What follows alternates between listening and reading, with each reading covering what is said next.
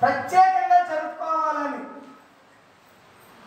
అందుకే ఈస్టర్ దినాన చాలా మందిరాల్లో వాక్యంతో పాటు భోజనాల కార్యక్రమం కూడా అదొక జయోత్సవం కదండి. అందరూ కలిసి ఒక చోట చేరి భోజనాలు కలిసి తింటున్నారంటే శుభం జరిగితేనే తింటారు. దేవునికి స్తోత్రం. కాబట్టి దేవుడు ఈ రోజున తిరిగి మన కొరకు లేచాడు.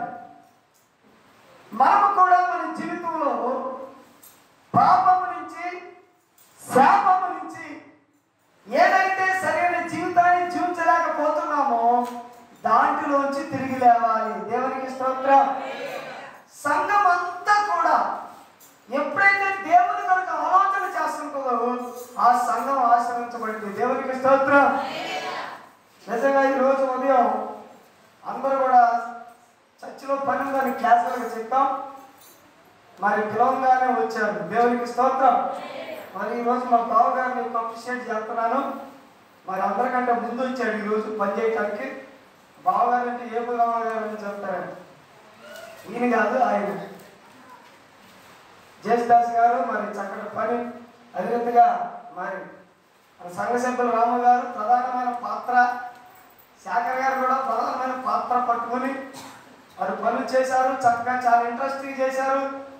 కిషోరు మరి ఎప్పుడు ఎన్నంటే ప్రోత్సహిస్తున్నారు. రవి చాలా సంతోషం వచ్చేది పని చేస్తే చర్చి దగ్గర అందరికీ చక్కగా మరి వీరంతా కూడా ఆ పని చేశారు. మరి స్త్రీలు చాలామంది కూడా సహోదరులు అందరూ వచ్చి పనిచేశారు. ఎప్పుడు కూడా మందిరం పని అంటే ముందు వచ్చేది అంజలి, తర్వాత చామన్స్ వచ్చి దగ్గర నుంచి కూడా సుశీల్ లాంటి వారి కుటుంబం. ఇంక ఈరోజు మా పెద్దక్క కూడా వచ్చింది. అందరూ కూడా మరి ఆ పనులు చక్కగా మా పిల్లలు కూడా మరి అందరికంటే ఎక్కువ పాస్టర్ గారు చాలా పనులు చేశారు. దేవునికి స్తోత్రం కదండి. మా పాస్టర్ గారు మాట చాలా స్ట్రాంగ్గా ఉంటుంది. అవునా కాదా? గట్టిగా అవుతుంది. దేవుని కొరకు సేవ చెయ్యాలి మనం కదండి.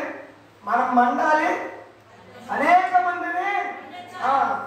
ఇక ఇన్ని సంవత్సరాలు జరుగుతున్నప్పటికీ, ఇన్ని ఈస్టర్లు అయిపోతున్నప్పటికీ ఇంకా మనము మారిన జీవితంలో ఉంటే ఎంత బాధకరం కదా.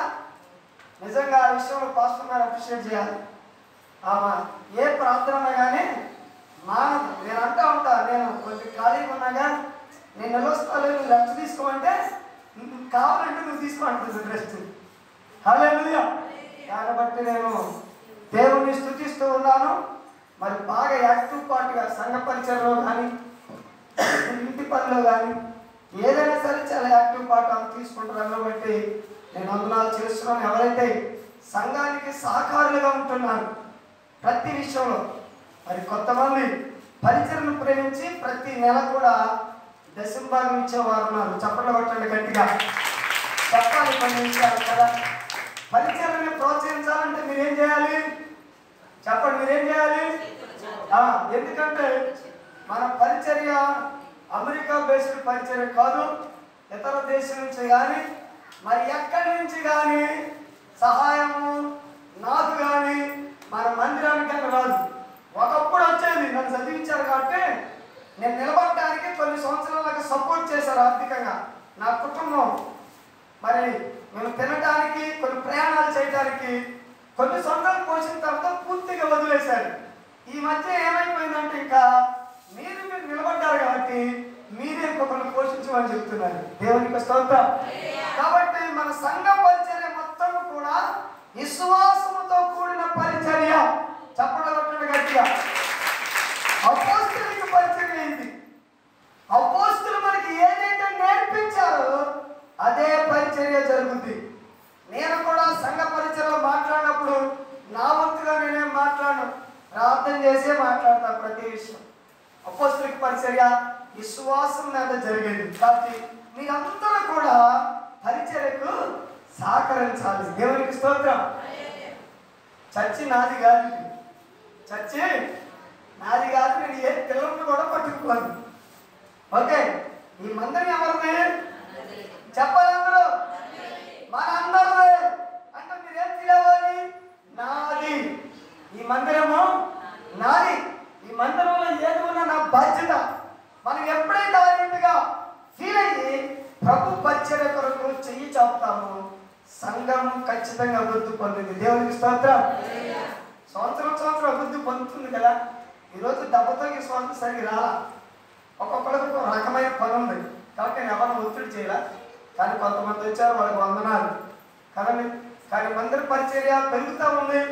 మీరు కూడా సహకరిస్తున్నారు, చాలా మంది చెప్పకుండా కూడా సహకరించేవారు ఉన్నారు. ఇంకా నేను కూడా చూస్తున్నాను, మీ జీవితంలో దేవుని యొక్క ఆశీర్వాదాలు పొందుకుంటున్నారు. దేవునికి స్తోత్రం. ఎవరైనా చెప్పగలరా ఈ మందిరానికి వచ్చాక నేను ఆశ్రయించబడలేదని? ఎవరు చెప్పగలరా? అసలు అద్భుతాలు ఈ మందిరంలో దేవుడు చేస్తున్నాడు. చెప్పడం గట్టిగా ఆశ్చర్య కార్యాలు దేవుడి మందిరంలో చేస్తున్నాడు. మీ జీవితాలు మారుతున్నాయి, మేము చూస్తున్నాం. మీరు దేవునికి దగ్గరగా జీవిస్తూ ఉన్నారు కదండి. నిజంగా ఇటువంటి జీవితాన్ని దేవుడు మనకు దయచేయను గాక. నిజమైన ఈస్టర్ ఆనందాన్ని మనము పొందాలి. మన మధ్యలోనూ అసిస్టెంట్ పాస్టర్ గారు ప్రభు కిరణ్ కొన్ని నిమిషాలు మాట్లాడతాడు. తదుపరి వాక్యంలోనికి చప్పట్లు కొడదాం గట్టిగా.